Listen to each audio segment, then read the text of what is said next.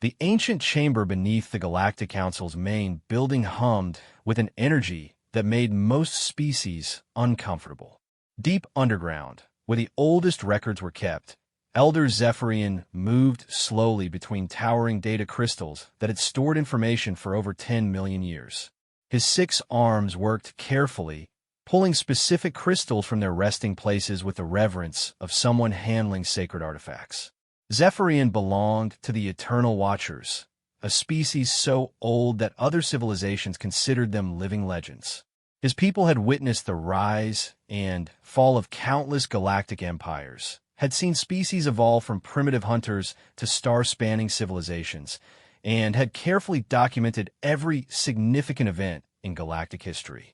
Today, he was searching for something that would change everything. The data crystal he sought glowed with a soft blue light when his primary hand touched its surface.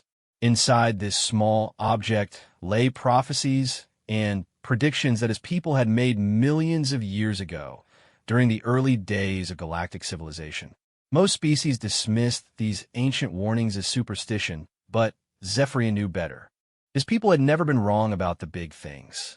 As the crystal's information flowed into his mind through neural interface, Zephyrian felt the familiar chill that came with accessing truly ancient knowledge. The prophecy was there, exactly as he remembered from his youth over 50,000 years ago. It spoke of a young species from a small blue and green world, a species that would emerge from the outer rim of the galaxy when the time was right. This species would possess something that no other civilization had ever developed: the perfect combination of intelligence, adaptability, and, most importantly, an unbreakable will to survive. The prophecy called them the children of the violet star, referring to their yellow sun that burned with unusual intensity. It predicted that when they finally reached the stars, they would face a great test, a challenge that would determine not just their own fate, but the fate of all sentient life in the galaxy. The ancient text was very specific about one thing. These beings must not be underestimated, for they carried within them the potential to achieve what no other species had ever accomplished.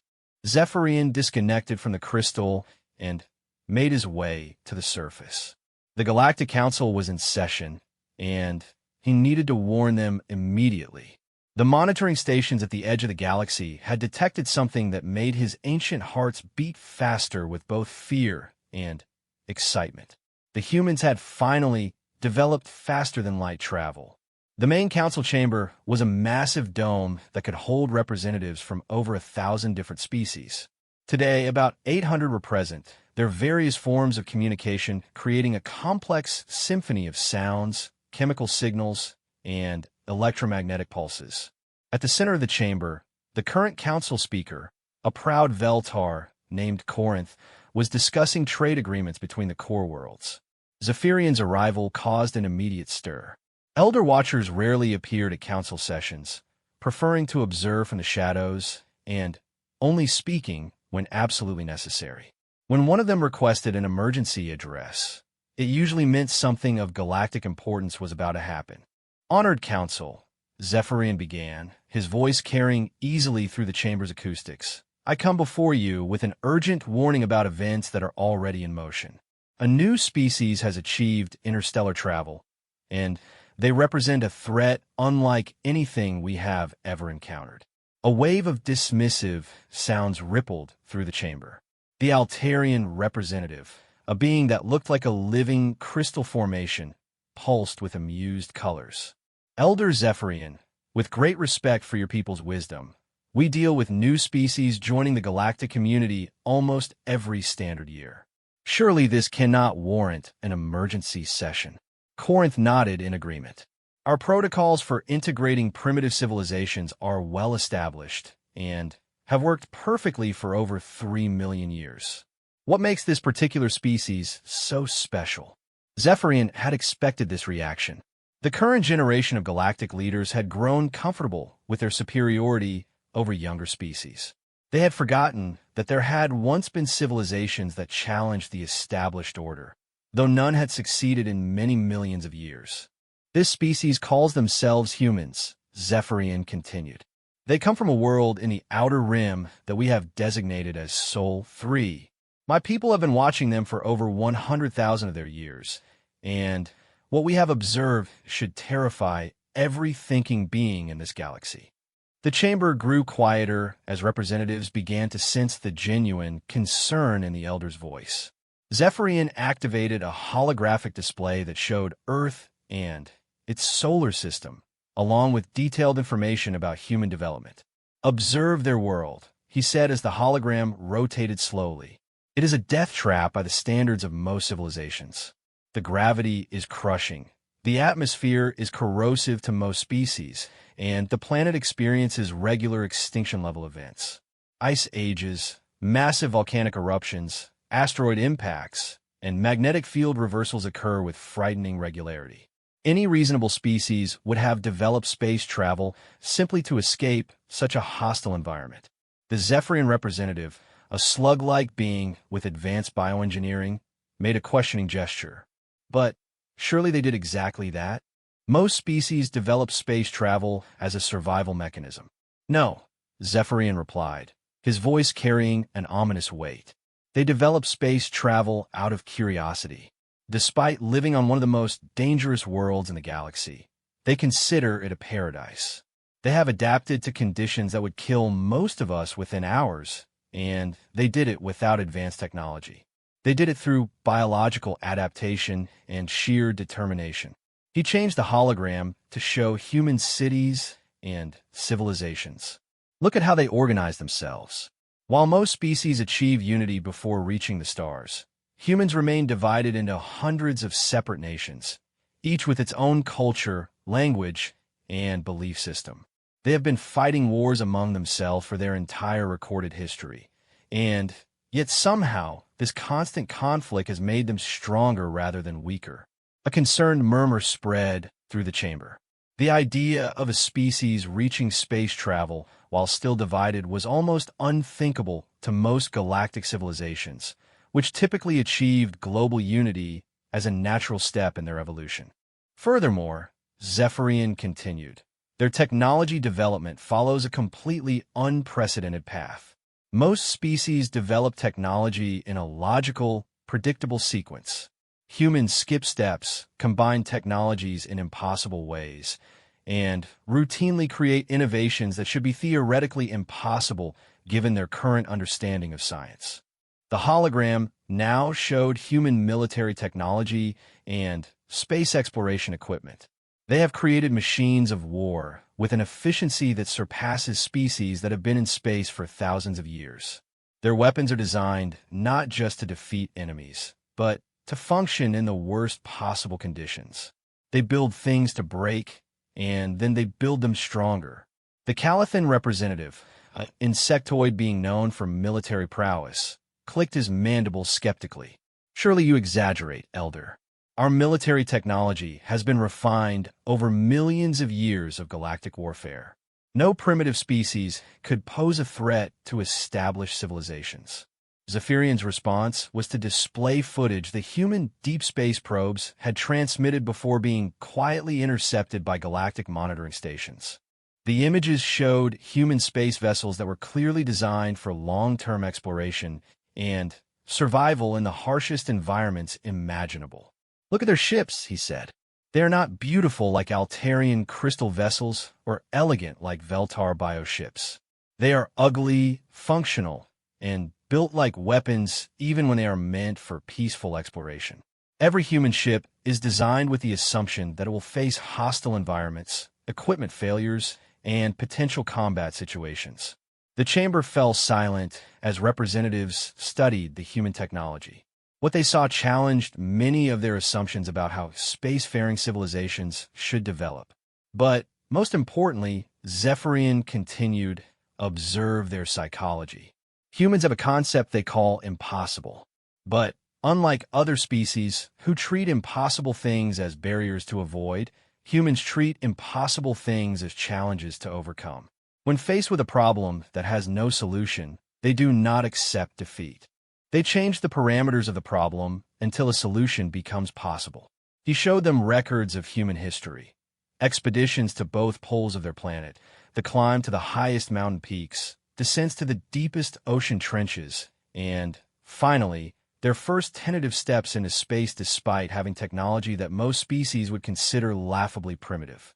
They reached their own moon using chemical rockets and computers less powerful than the translation devices we use for basic communication. They did this not because they needed to, but because they decided it was possible.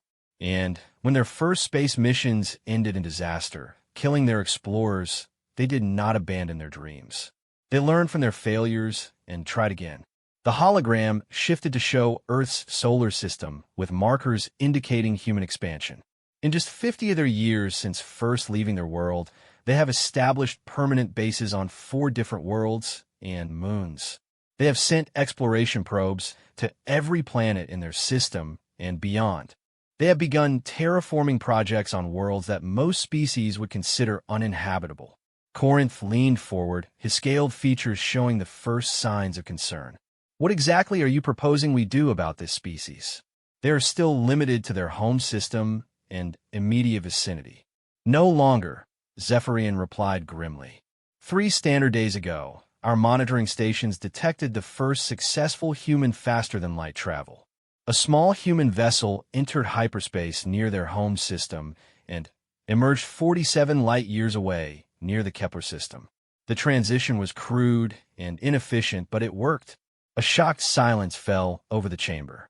First FTL travel was always a momentous occasion, marking a species' entry into the true galactic community. But something in Zephyrian's tone suggested this was different. The vessel remained in the Kepler system for approximately 6 hours, conducting what appeared to be scientific observations. But here is what should concern us all. When they departed, they did not return home. Instead, they jumped to another system, then another.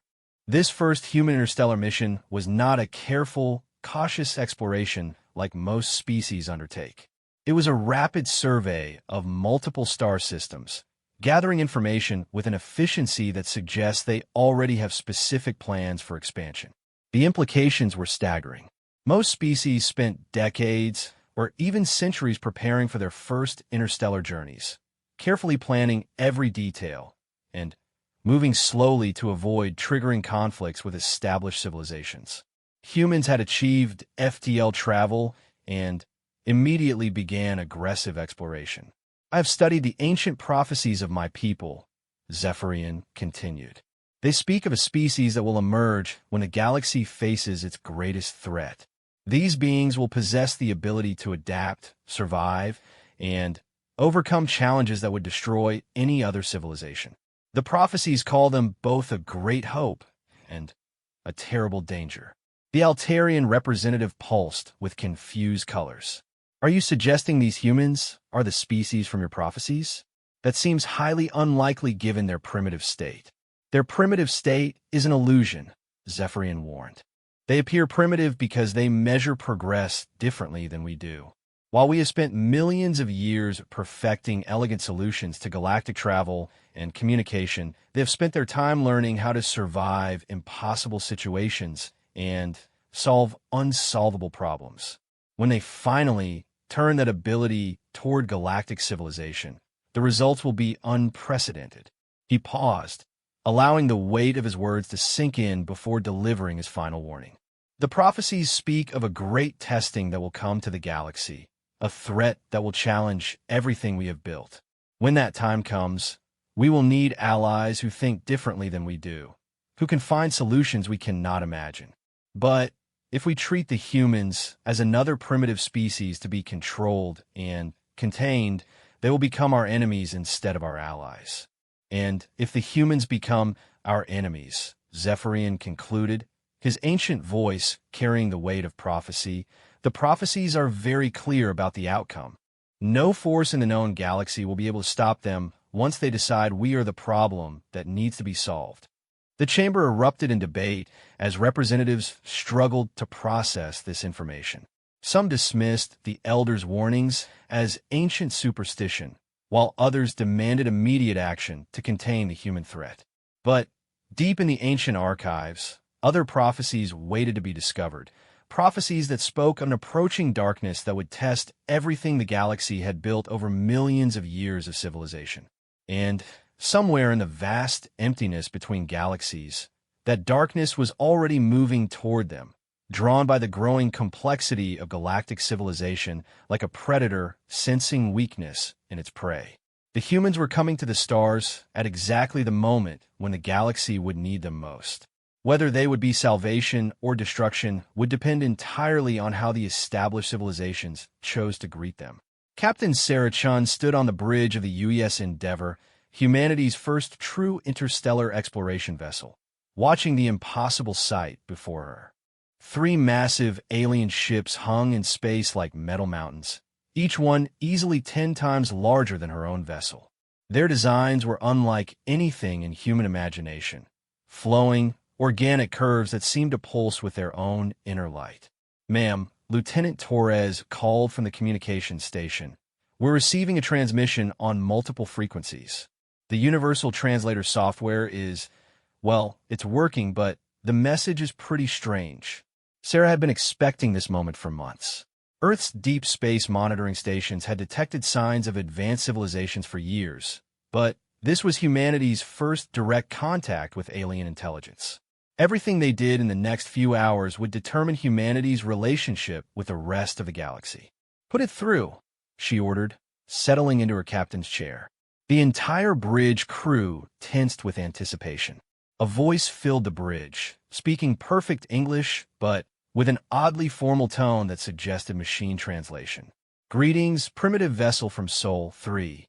I am Diplomatic Coordinator Vastok of the Galactic Council Fleet. By authority of the Council, you're ordered to maintain your current position and await boarding by our cultural assessment team." Sarah exchanged glances with her first officer, Commander Marcus Webb. The translation was perfect, but the tone was unmistakably condescending. These aliens clearly saw humans as inferior beings who needed to be managed rather than equals to be respected. "This is Captain Sarah Chun of the United Earth ship Endeavour," she replied through the communications array. "We appreciate your greeting and would welcome peaceful contact with your civilization. However, I should clarify that this is a sovereign vessel of the United Earth Federation, and we do not recognize any authority to board our ship without our consent." A long pause followed, then Vostok's voice returned with what sounded like surprise.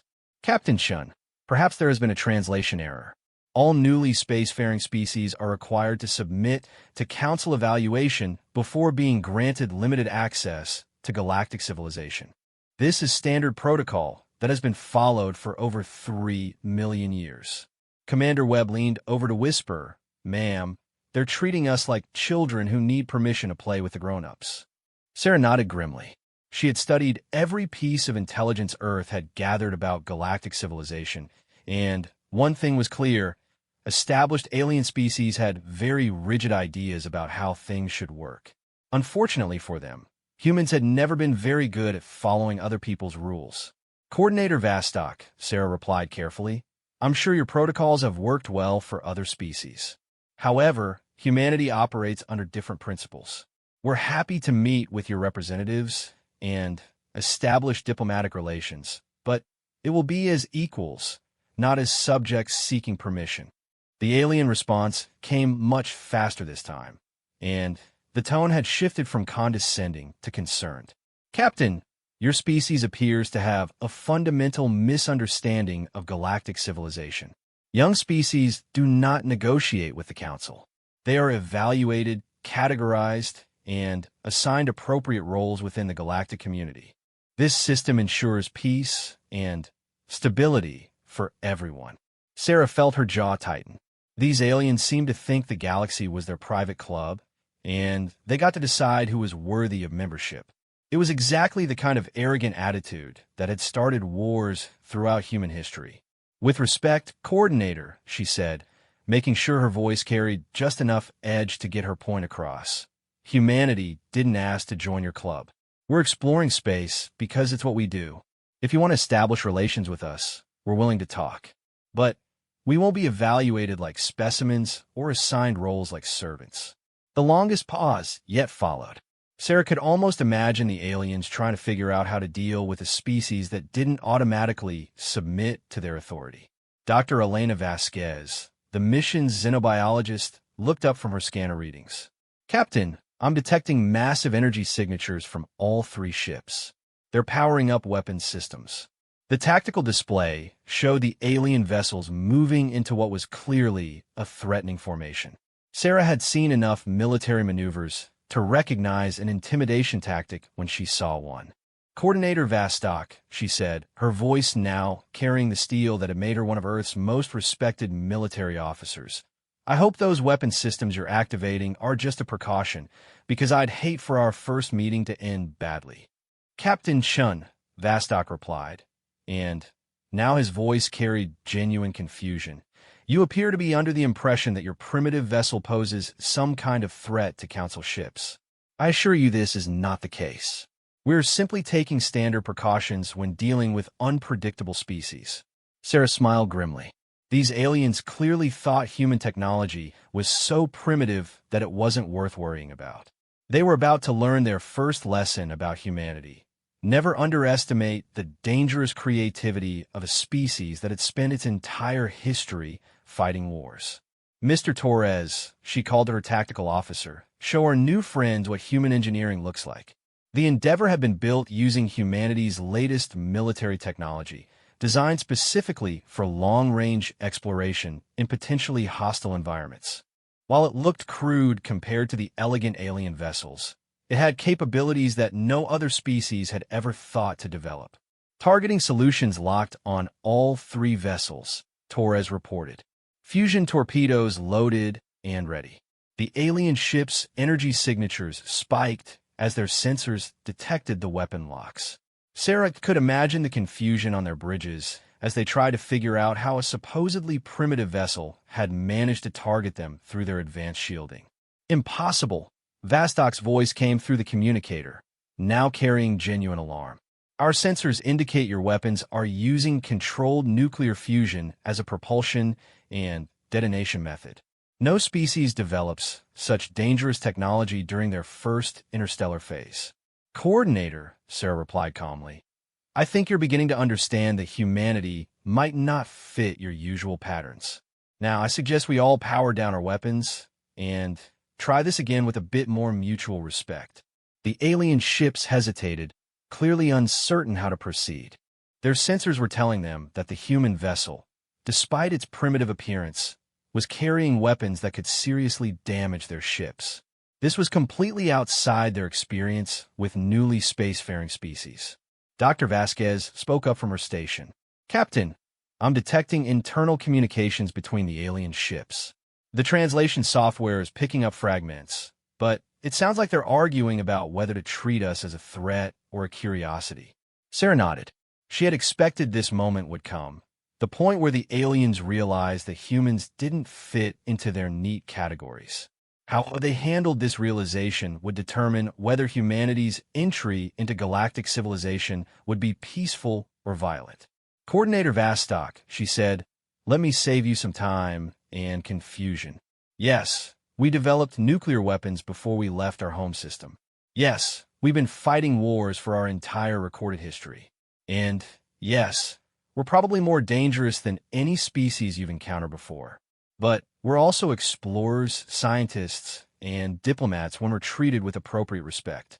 The pause that followed was longer than any before. When Vostok's voice returned, it carried a tone Sarah hadn't heard yet. Uncertainty mixed with genuine respect. "Captain Chun, you present us with an unprecedented situation. Council protocols do not have provisions for species that refuse evaluation and possess advanced military capabilities during first contact. I am unsure how to proceed." Sarah sensed an opportunity. These aliens were clearly bureaucrats who followed rules and procedures, but they had never encountered a species that wrote its own rules. "Coordinator," she said, "may I suggest a solution? Instead of following your standard protocols, why don't we create new ones? Humanity is willing to meet with council representatives and discuss our place in galactic civilization, but it will be as equals participating in negotiations, not as subjects being processed. "You propose to negotiate with the Galactic Council?" Vastok asked, his voice carrying what sounded like astonishment. "Why not?" Sarah replied. "We have things you might want. New technologies, different perspectives, fresh approaches to old problems. And you presumably have things we could use, advanced science, galactic maps, trade opportunities. Seems like the foundation for a productive relationship to me." Commander Webb was grinning now. Sarah was doing what humans did best, taking an impossible situation and turning it into an opportunity. "Captain," Dr. Vasquez called urgently, "I'm detecting new ships approaching. Lots of them. 50, no, 60 vessels, and they're much larger than these three." The tactical display lit up with new contacts dropping out of hyperspace in formations that could only be described as military fleets. These weren't exploration vessels or diplomatic ships. They were warships, armed and ready for battle.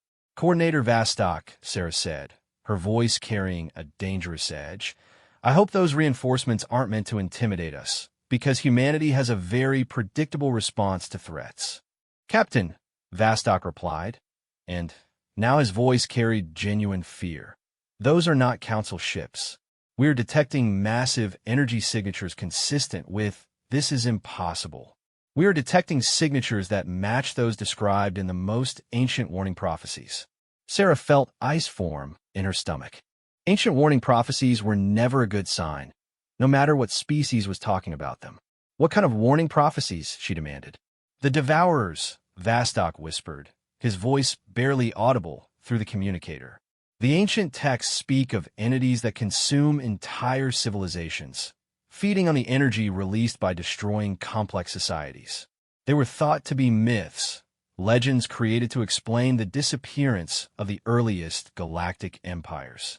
The tactical display showed the approaching ships taking up positions that surrounded both the human and Council vessels. Their designs were unlike anything Sarah had ever seen, dark, angular craft that seemed to absorb light rather than reflect it. "Captain," Torres called from his station, "those ships are charging weapons. Energy readings are off the charts. Whatever they're carrying, it's powerful enough to crack planets." Sarah made a decision that would change the course of galactic history. Instead of running or surrendering, she did what humans always did when faced with impossible odds. She got angry. "All ships, this is Captain Sarah Chun of the United Earth Federation." She broadcast on all frequencies. "Unknown vessels. You are approaching peaceful diplomatic vessels without invitation or identification. You have 30 seconds to state your intentions, or we will consider you hostile." Vastok's voice came through the communicator, filled with panic. "Captain, you cannot threaten the Devourers. They are beyond our understanding, beyond our ability to resist." "Coordinator," Sarah replied calmly, "you're about to learn something important about humanity. We don't believe in things that are beyond our ability to resist." The human ship powered up its weapons and shields, turning to face the approaching alien fleet. It was hopelessly outnumbered and outgunned, but it showed no signs of backing down. "Captain," Commander Webb said quietly, "we're about to fight our first interstellar war, aren't we?" Sarah nodded grimly. "Looks that way.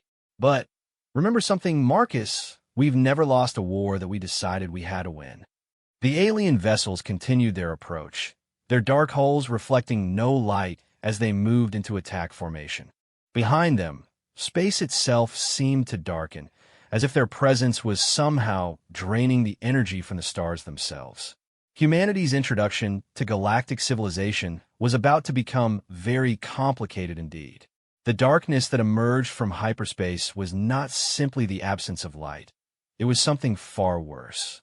As the Devourer fleet fully materialized in the Kepler system, space itself seemed to grow cold and empty around their vessels. Stars that had burned steadily for billions of years began to dim, their light being drawn into the alien ships like water flowing down a drain. Captain Sarah Chun watched her instruments with growing alarm as the Endeavor's sensors struggled to make sense of what they were detecting. The approaching ships weren't just dark, they were actively consuming energy from everything around them, including the electromagnetic radiation that her own vessel used for basic operations. "Captain," Dr. Vasquez called from the science station, "this is impossible. They're somehow draining energy directly from matter itself. The quantum foam around their ships is showing signs of dimensional stress that shouldn't exist." Coordinator Vostok's panicked voice filled the bridge through the communication system. "Captain Chun, you must understand, the Devourers are not a species like us. There's something that exists between dimensions, feeding on the complexity and energy that civilizations create. They cannot be reasoned with, they cannot be bargained with, and they have never been defeated." Sarah studied the tactical display as the alien fleet continued its approach. 60 ships, each one larger than anything humanity had ever imagined building, moving with a coordination that suggested a hive mind rather than individual vessels with crews. "Coordinator," she replied, "in human history, people have said something couldn't be defeated right up until the moment we prove them wrong. What exactly are we dealing with here?" The 3 council ships were already beginning to retreat, their elegant forms moving away from the approaching darkness with what could only be described as terror. But they were moving slowly, as if their advanced engines were struggling against some invisible force. "The ancient records speak of entities that feed on civilization itself," Vostok explained, his voice growing weaker as the ship's communications were drained of power. "They appear when galactic society reaches a certain level of complexity and energy output. They consume entire star systems, breaking down matter into its component energies and absorbing everything." Sarah felt her jaw tighten. These things were essentially cosmic parasites that ate civilizations for breakfast. And according to the aliens, they had never been stopped. "How many civilizations have they destroyed?" she asked. "All of them," Vostok replied simply. "Every galactic empire that has ever existed has eventually fallen to the Devourers. The Council exists because we learned to keep our civilization below the threshold that attracts them. We limit our technology, control our expansion, and maintain careful balance to avoid triggering their attention." Commander Webb looked up from his tactical station with disbelief. "You mean you've been deliberately keeping yourself primitive to avoid these things?" "Not primitive," Vostok protested weakly, carefully controlled. "We have achieved a stable galactic civilization that has lasted for millions of years by avoiding the kind of rapid growth and energy consumption that attracts the Devourers." Sarah understood now why the aliens had been so shocked by humanity's approach to technology and expansion. They weren't just worried about humans being dangerous. They were terrified that human advancement would attract these cosmic predators to the entire galaxy.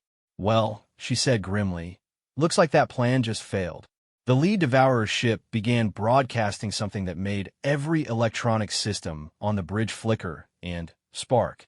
It wasn't communication in any normal sense. It was something that bypassed normal physics and spoke directly to the conscious minds of every living being in the system. The message was simple and terrifying. "We hunger. You have grown beyond your boundaries. You will be consumed." Sarah felt the alien presence pressing against her mind like ice water, trying to flood her consciousness with despair and inevitability. Around the bridge, her crew members were struggling with the same mental assault, their faces pale and their hands shaking. But Sarah had faced psychological warfare before, during the Titan colony uprising and the Mars corporate war. She knew how to fight battles that took place in the mind as well as in space. "All hands," she broadcast shipwide. "We are under psychic attack. Remember your training. Focus on your duties, trust your equipment, and do not let these things convince you that defeat is inevitable." The mental pressure increased, but Sarah's crew began to rally. Humans had always been good at fighting impossible odds, and the alien attempt to break their will was just making them angry. "Mr. Torres," Sarah called to her weapons officer, "what's our targeting solution on the lead ship?" Torres was sweating from the mental strain, but his voice was steady. "Fusion torpedoes locked and ready, ma'am.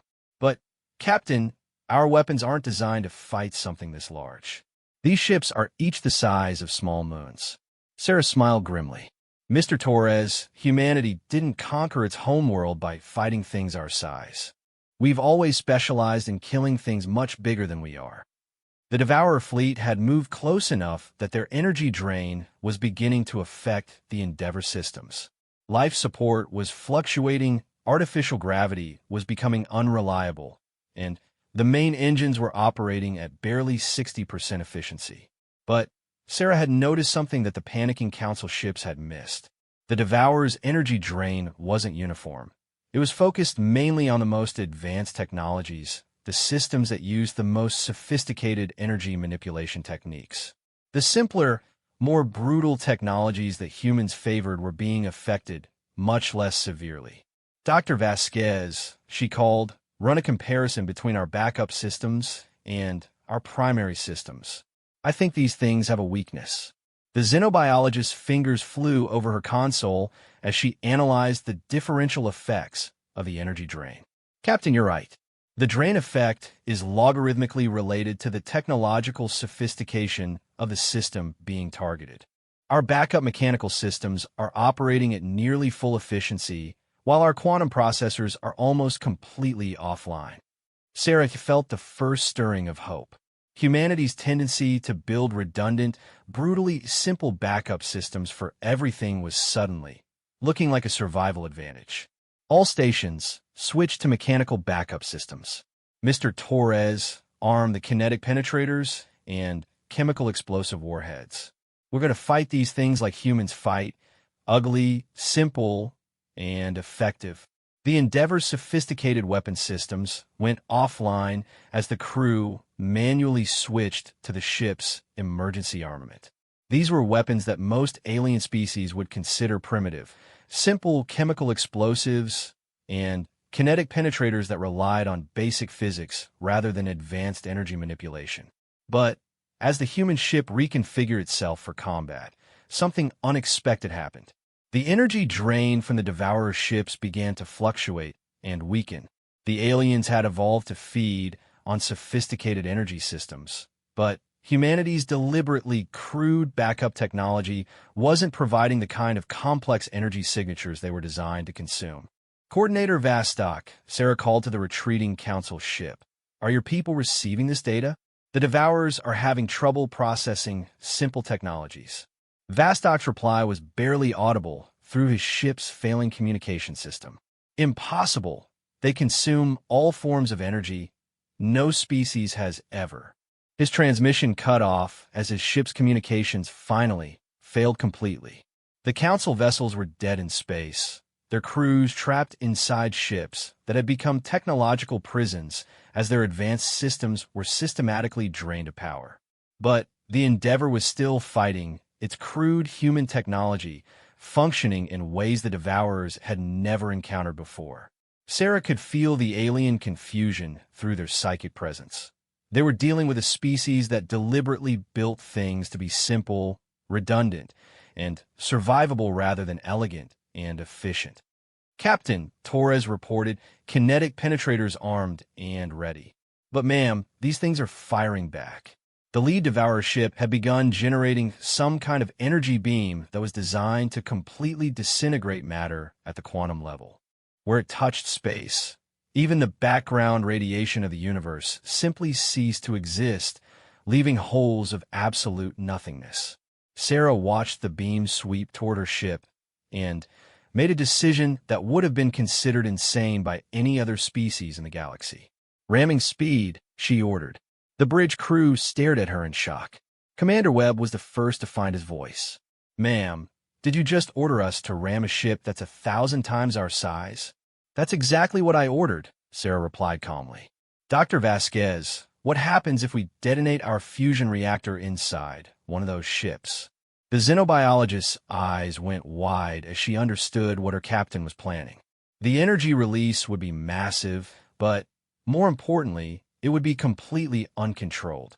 Our fusion technology is designed to be barely contained. If we let it run wild inside their ship, it would be like feeding them poison instead of food, Sarah finished. Mr. Torres, prepare all fusion torpedoes for internal detonation. We're going to give these things the worst case of indigestion in galactic history. The Endeavor's engines, running on simple chemical fuel and mechanical systems, pushed the ship directly toward the massive alien vessel. The Devourer's energy beam swept toward them, but Sarah's ship was small and fast enough to weave between the weapon's targeting solutions. 30 seconds to impact, Webb reported. Captain, the crew should know. This is probably a one-way trip. Sarah nodded grimly. All hands, this is the captain. We are about to engage in what historians will either call the most successful military action in human history or the most spectacular failure. Either way, we're going to show these things that humanity doesn't go quietly. The Endeavor slammed into the Devourer's ship's hull with an impact that would have destroyed any normal vessel. But the human ship had been built for exactly this kind of abuse, its hull designed to survive atmospheric entry and asteroid impacts. Instead of shattering, it punched through the alien ship's hull like a bullet through tissue paper. Inside the Devourer vessel, the Endeavor's crew found themselves in something that defied description. Corridors that seemed to exist in multiple dimensions simultaneously, walls that absorbed light and sound, and an atmosphere that felt thick with malevolent intelligence. Fusion torpedoes deployed, Torres reported. Reactors set for cascade failure in 60 seconds. Sarah could feel the alien presence in her mind growing stronger and more desperate as the Devourers realized what was happening. They had never encountered a species willing to destroy itself to stop them, never faced beings who could turn their own technology into weapons of mutual destruction. All hands, abandon ship, Sarah ordered. Emergency pods to minimum safe distance. The crew evacuated through the escape pods just as the Endeavor's fusion reactors began their planned cascade failure. The explosion that followed was unlike anything the Devourers had ever consumed. Instead of ordered energy that could be absorbed and processed, it was chaos given physical form, uncontrolled nuclear fury that their feeding mechanisms couldn't handle. The massive Devourer ship began to convulse and buckle as the wild fusion energy tore through its hull. Other Devourer vessels moved to assist, but the uncontrolled energy was spreading through their shared consciousness like a virus, disrupting their ability to coordinate and feed. From her escape pod, Sarah watched as the alien fleet began to retreat for the first time in their existence.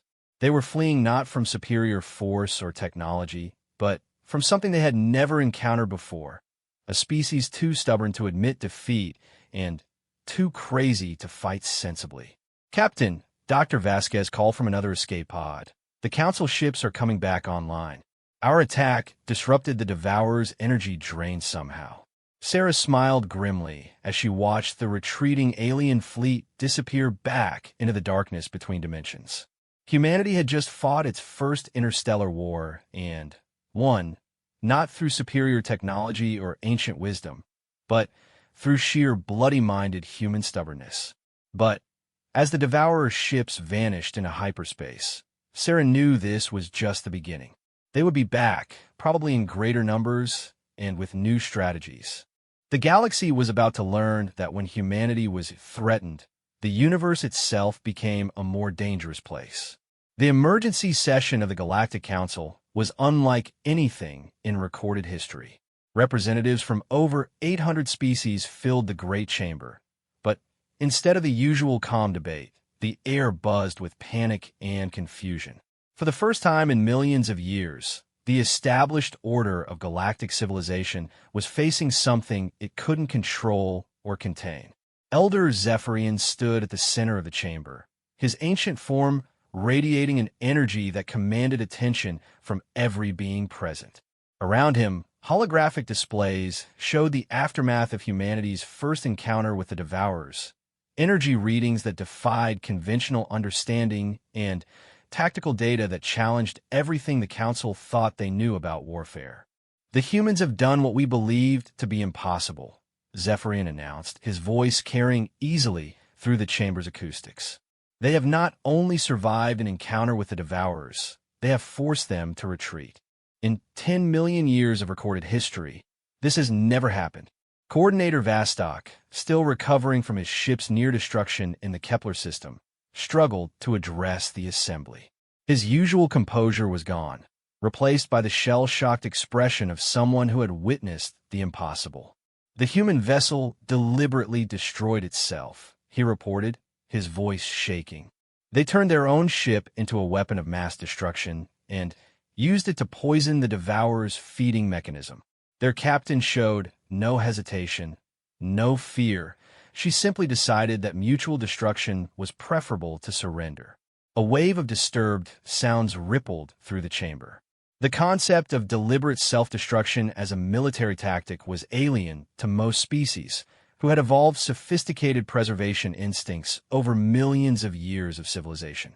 The Calithan military representative, General Thrax, clicked his mandibles with what might have been respect or horror. "My analysis of the tactical data suggests the humans never intended to survive the encounter. They entered combat with the assumption that death was inevitable and planned accordingly." "That's impossible," protested the Altarian delegate, her crystalline form pulsing with agitated colors. "No species can function effectively when expecting certain death. Survival instinct is fundamental to all intelligent life." Zephyrian's response carried the weight of ancient wisdom. "Survival instinct, yes, but humans define survival differently than we do. They survive as a species, not as individuals. Their willingness to sacrifice themselves for the greater good is not a weakness. It is their greatest strength." The holographic display shifted to show the current position of the human fleet. In the weeks since the Kepler incident, humanity's response had been swift and terrifying in its efficiency. Every available Earth vessel had been retrofitted with the crude but effective weapons that had proven successful against the Devourers. More importantly, they were moving in patterns that suggested a comprehensive understanding of galactic politics despite being newcomers to interstellar civilization. "The humans have established contact with 17 different species in the past 6 standard days," reported the Council's intelligence coordinator, a multi-tentacled being named Korthak. "They are not requesting permission or following standard first contact protocols. Instead, they are offering military assistance and technological exchange to any civilization willing to cooperate in defending against the Devourers." The chamber erupted in concerned chatter. Established galactic protocol required all interspecies contact to go through the Council, but humans were completely ignoring the rules and making their own alliances. Furthermore, Korthak continued, they're sharing their anti-devourer technology freely with any species that wants it.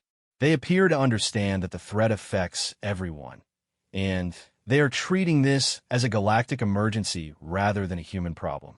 Speaker Corinth, the Veltar who led the current council session, struggled to maintain order.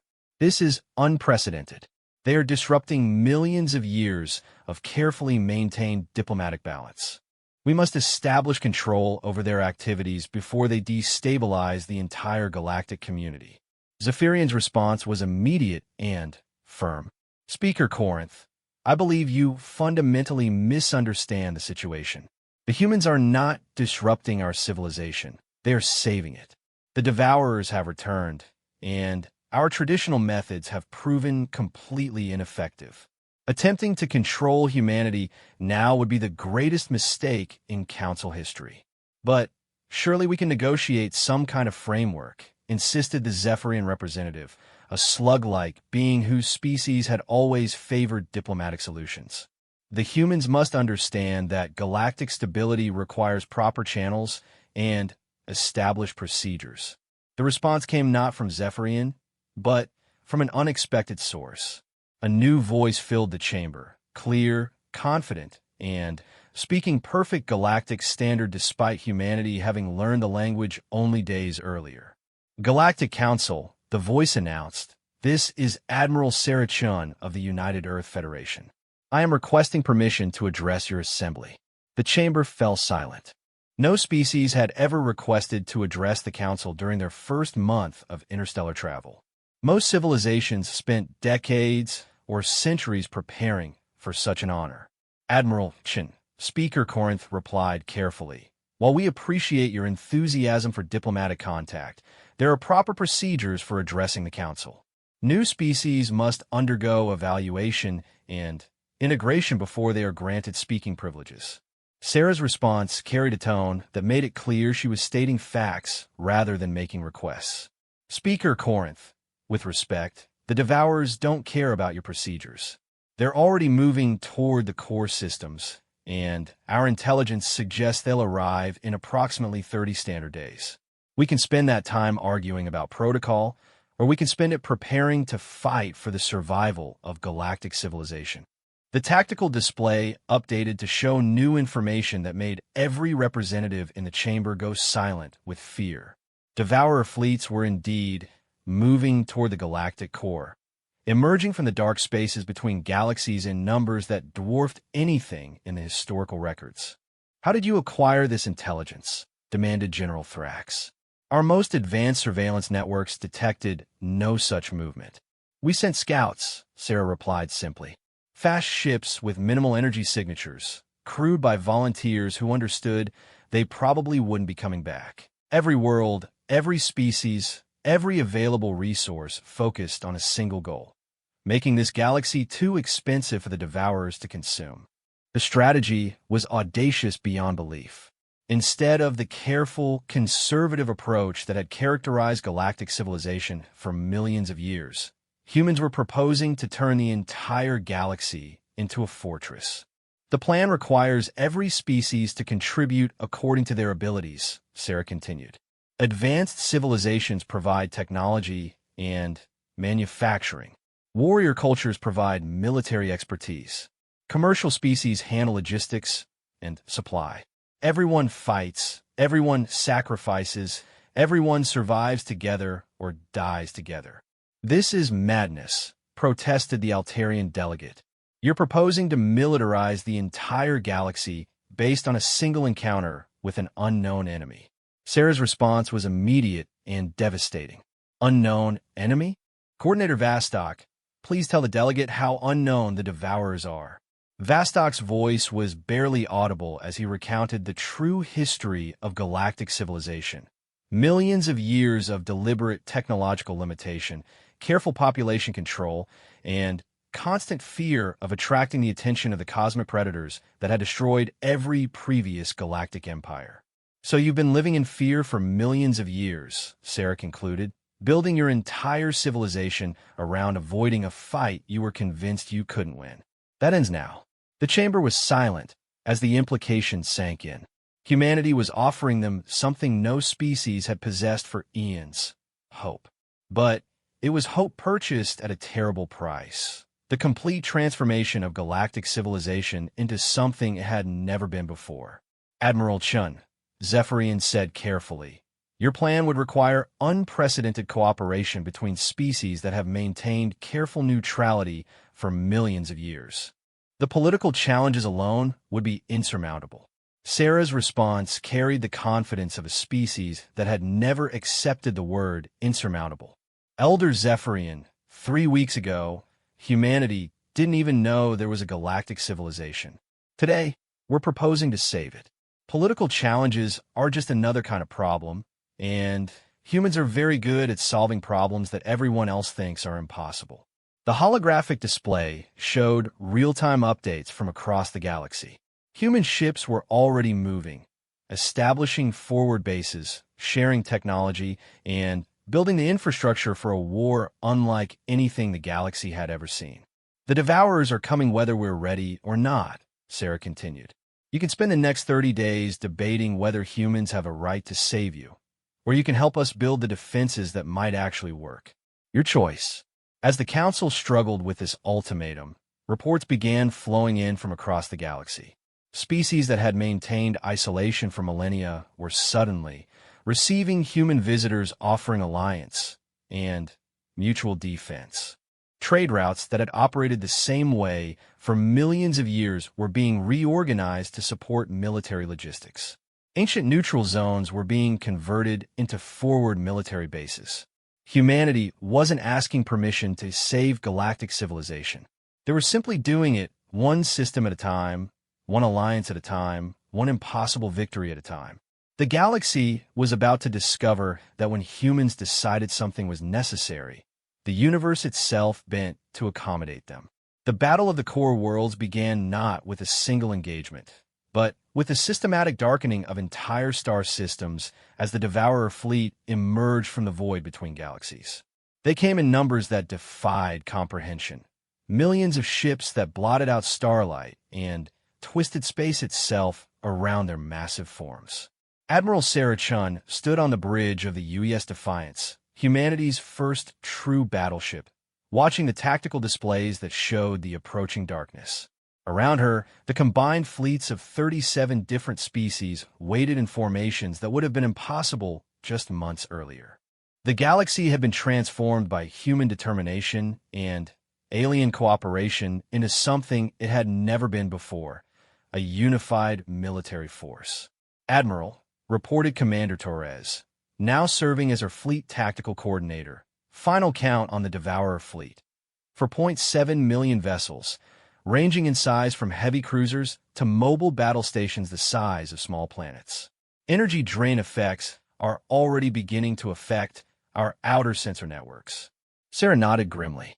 The numbers were exactly what human intelligence had predicted, and exactly as horrifying as expected. But the galaxy was ready in ways it had never been before, armed with weapons and strategies that no previous civilization had ever imagined. All fleets, this is Admiral Chun, she broadcast on the galaxy-wide tactical network. Operation Prometheus is now active. All units execute primary battle plan. Across dozens of star systems, the response was immediate and devastating. The first phase of humanity's galactic defense plan wasn't to stop the Devourers, it was to poison them. Elder Zephyrian, commanding the ancient archives turned mobile command center, watched as human-designed fusion mines detonated throughout the approaching fleet. These weren't sophisticated weapons. They were crude, uncontrolled nuclear reactions designed to flood space with chaotic energy that the Devourers' feeding mechanisms couldn't process efficiently. First wave successful, he reported through the command network. Enemy advance has slowed by approximately 30%. Several smaller vessels appear to be experiencing feeding difficulties. The Devourer's response was swift and terrible. Energy beams that could disintegrate matter at the quantum level swept through the defending fleets, erasing entire squadrons from existence. But for every ship they destroyed, 10 more appeared to take its place, following attack patterns that treated massive casualties as acceptable losses rather than disasters to be avoided. Second wave, execute, Sarah ordered. This time, the attack came from the Calathon warrior fleets, their ships modified with human weapons technology, but retaining their species' natural aggression and tactical skill. They struck the Devourer formations with a brutality that shocked even their human allies, treating the cosmic predators like any other enemy to be destroyed through superior violence. General Thrax's voice cut through the tactical chatter. Human Admiral, your species has taught my warriors something we had forgotten, that sometimes survival requires accepting death. My fleets report successful penetration of enemy formation. Beginning Phase 3. Phase 3 was the most audacious part of the human plan. Instead of trying to fight the Devourers in space, the Allied fleets began ramming the massive alien ships and fighting them from the inside. Every species had contributed to this strategy according to their abilities. The Altarians provided crystalline warriors who could survive in the energy-drained interior of Devourer ships. The Zephyrians contributed knowledge of ancient combat techniques, and humanity provided the insane determination necessary to turn every engagement into a potential mutual destruction scenario. Admiral, Dr. Vasquez called from the science station. The energy feedback is working. The Devourer's feeding network is becoming unstable as they try to process the chaotic energy from our attacks. But we're losing ships faster than we can replace them. Sarah had expected this. The human strategy wasn't based on preserving forces. It was based on making victory so expensive that even cosmic predators would eventually decide it wasn't worth the cost. All reserve fleets begin final phase, she ordered. What happened next would be remembered as either the greatest military achievement in galactic history or the most spectacular act of species suicide ever recorded. Every available ship in the galaxy, military vessels, cargo haulers, passenger transports, even private recreational craft, suddenly converged on the Devourer fleet with one simple mission: ram anything that moved and explode as violently as possible.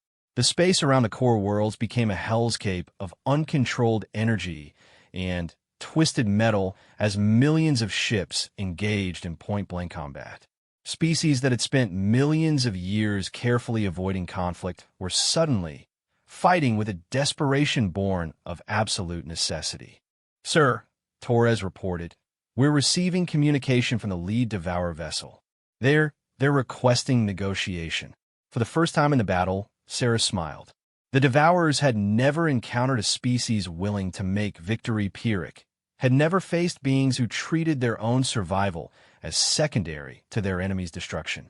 "Put them through," she ordered. The voice that filled the bridge was alien beyond description, speaking in harmonics that hurt to hear and carrying undertones of vast intelligence and ancient hunger. But beneath the alien power was something the Devourers had never felt before: uncertainty. "Violent species," the voice said, "you resist consumption inefficiently. Your methods result in mutual destruction rather than efficient energy transfer. This is unprecedented." Sarah's response was delivered in the calm, professional tone she had used throughout her military career. "This is Admiral Sarah Chun, speaking for the Allied Defense Forces of this galaxy. Your terms for negotiation." Terms. The concept seemed to confuse the alien intelligence. "We do not negotiate. We consume. We have always consumed. Resistance is temporary." "Not this time," Sarah replied. "You're welcome to continue feeding, but every bite is going to cost you more energy than you gain. We've turned this entire galaxy into an indigestible poison pill. You can keep trying to eat it, but eventually you'll starve." The pause that followed was longer than any in recorded history of Devourer encounters. When the voice returned, it carried something that sounded almost like respect. "Your species is inefficient. You accept destruction to prevent consumption. This is contrary to survival instinct. We do not understand." "You don't need to understand," Sarah replied. "You just need to make a choice. Keep fighting and lose more energy than you gain, or find somewhere else to feed. Either way, this galaxy is off the menu." The tactical displays showed something unprecedented. The Devourer fleet was actually retreating, not from superior force, but from an economic calculation. The energy cost of conquering the galaxy now exceeded the energy they would gain from consuming it. "We withdraw," the alien voice announced. "This feeding ground has become unprofitable. We will seek nourishment elsewhere." As the massive alien fleet began disappearing back into the dark spaces between galaxies, a cheer went up across every ship in the Allied force. For the first time in galactic history, the Devourers had been defeated not through superior technology or ancient wisdom, but through the simple human principle that some things were worth dying for. "Admiral," Elder Zephyrian called through the communication network, "the ancient prophecies spoke truly. The children of the Violent Star have proven themselves worthy of the test. But more importantly, they have shown us something we had forgotten: that civilization is not preserved through caution, but through courage." Sarah looked around her bridge at the crew members who had willingly followed her into what should have been certain death. They were battered, exhausted, and had just witnessed the loss of thousands of their fellow humans and allied species. But they were also victorious in a way that no other species in galactic history could claim. "Admiral," Commander Webb said quietly, "what do we do now? The galaxy is going to be very different after this." Sarah smiled as she looked at the tactical displays showing the combined fleets of dozens of species, now united not by fear or careful diplomacy, but by the shared experience of fighting together for survival. "Now we build something better," she said. The old galactic civilization was based on avoiding challenges and maintaining the status quo. We're going to build one based on facing challenges and growing stronger from them. The holographic displays showed real-time updates from across the galaxy. Species that had maintained careful neutrality for millions of years were already beginning to share technology and resources. Ancient territorial boundaries were being redrawn as civilizations realized that their true strength lay not in isolation, but in cooperation. The Devourers will be back eventually, Sarah continued. But when they return, they won't find the same galaxy they left. They'll find one that's grown stronger, not from avoiding challenges, but from overcoming them. As the combined fleets began the long journey back to their home systems, carrying with them the news of victory and the promise of a new kind of galactic civilization, Sarah reflected on how much had changed since that first encounter in the Kepler system. Humanity had come to the stars expecting to find their place in an established galactic community.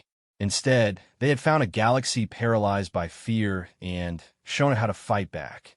In saving galactic civilization, they had also transformed it into something unprecedented, a community united not by careful rules and ancient protocols, but by the shared understanding that some things were worth fighting for. The Elder Watcher's prophecy had been fulfilled, but not in the way anyone had expected. Humanity had indeed proven themselves in the great testing, but more importantly, they had awakened something in galactic civilization that had been sleeping for millions of years: the courage to grow, to change, and to face the unknown with determination rather than fear. In the depths of space, the Devourers retreated to the dark spaces between galaxies, nursing wounds that had never healed and contemplating prey that had turned predator. They would be back, but when they returned, they would face not the same careful, limited civilization they had always consumed before. They would face a galaxy that had learned to fight back. And at the center of that transformed civilization, humanity continued to do what they had always done best: taking impossible situations and finding ways to make them work, one stubborn solution at a time.